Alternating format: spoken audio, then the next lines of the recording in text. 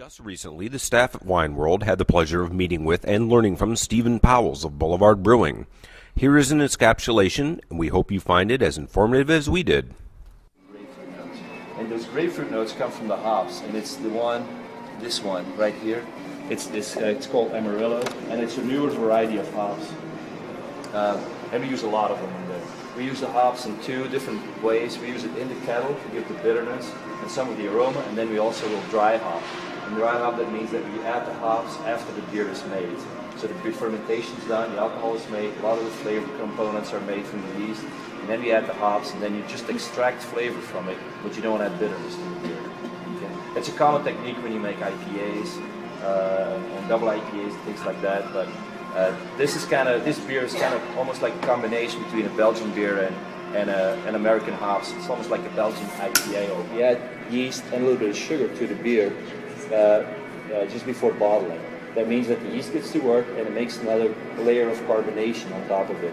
And the yeast will preserve the beer that way. So you take out one of the biggest enemies of beer is oxygen and air will destroy the beer really quick.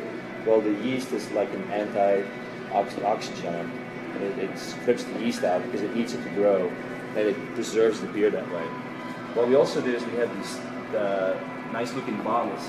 There's a reason why they're a little different than our normal bottles. Is they're a little heavier, especially when you make these Belgian-style beers. Carbonation is part of the flavor profile. You know, I think if you have especially higher alcohol beers and they don't have that carbonation, they're all over your tongue and they kind of fall like a brick in your stomach. If you get this nice carbonation in the beer, it's kind of spritzed up in your mouth and you got a nicer, fuller bouquet, I think. So we carbonate these pretty highly, and if we were to go in a regular bottle that everybody else uses, the bottle wouldn't resist the pressure. So we have to go to a miniature champagne bottle, basically. That's what this is. The thing about all the Boulevard beers that you'll notice is they're all very well balanced. And so, a lot of the Northwest IPAs have so much hop character into them that they lack balance, in my opinion. And a lot of people like that, the way that the hops show through. But I think that when you taste this beer, it's around 9-10% alcohol. Yeah, 9.5, I think. But it doesn't really, the alcohol doesn't show through, and I think that the hops are really balanced out nicely with the malts. When malt is made, basically what happens, so the grain, the barley comes from the field, it goes into a steeping tank, it absorbs the water, and it starts sprouting. And then it's a sprouting process, basically, that creates enzymes that we need later in the brewing process. Now to stop the sprouting, they will put it on a kiln. And if you put it on a kiln, you basically stop by heating the temperature to stop the process of the sprouting, but you also can make some caramelization in the grain. And that way we have a range of about 20 different malts that we use. Going from pale malt, that's the base in all the beer, to roasted chocolate malt. We call it chocolate because it has hints of chocolate notes, but they like coffee flavor. And you will notice in the next beer, in the dark fruit stout, that the beer it's just black. So here's what I don't understand is how your palate absorbs flavors, and so you try one wine, and you try another wine, you try one beer, you try another beer, you're adding flavors to your palate. Same thing with your hands. So you do, you rub one, you smell it, you rub another, you smell it, but you're kind of smelling both. Well, how do you get your hands kind of neutral? Don't you worry about it? We went to about 20 samples or 40 samples one day, and just layer on layer, you still pick it up.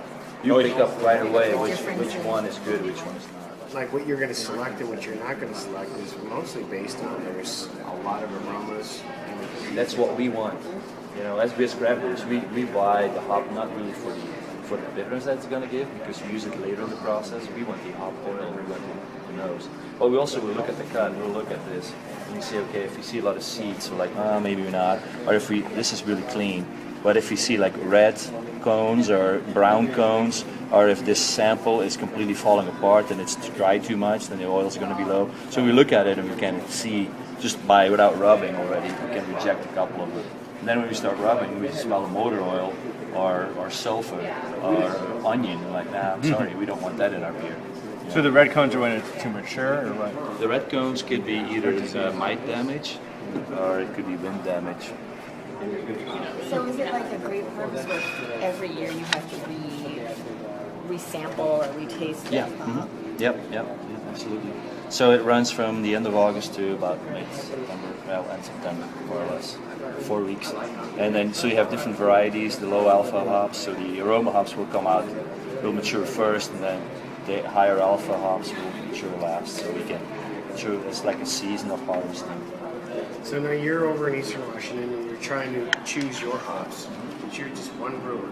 Yeah. So is there a whole group of people like you Yeah, cruising this- around doing this little thing and everybody's like doing their stuff? So is it fun? Is it a good time, or is it more like you're in, you're out? It's more you're in or out, really. But I think right now craft brewers started to get into this.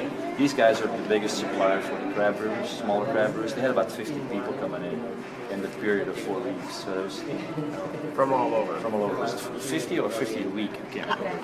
No, I think it was 50. They had 50 come in, and they ship out a lot of samples. Some people don't come in; they'll ship them out. But we prefer to come in, have that face to face, and Yeah, because then you don't have beer with them, you have lunch with them or dinner with them. You kind of know how the industry's going, what's new, what's critical, what we need to look at. You can't do that over the phone. You like a little bit of contact time. It's like talking to a wine broker. plus when you're out here, you get to see a lot of experimental things they're working on, and they just say, "Hey, would you mind smelling this for us? And what do you get out of it? And would you use this, in a beer, or would you consider?" So it's very much a two-way conversation, which is nice. Well, we'd like to have you come back when next time you're in town, and we'll do something for the general public. Sure. Where you won't be able to have fresh hops necessarily, but it would be fun to We'll have beer. have you just do beer. And so I wanted you to taste in the store and meet our staff and have a few minutes, but also for us to learn something about doing the hops. Because this is time. I have actually grabbed hops. Yeah. And we love it. We love it too. It's always nice to meet you. Thank you for coming. Thank you. It's a hop handshake. There you go. Yeah. Thank you very much. Thanks for having us. I hope you learned a little bit.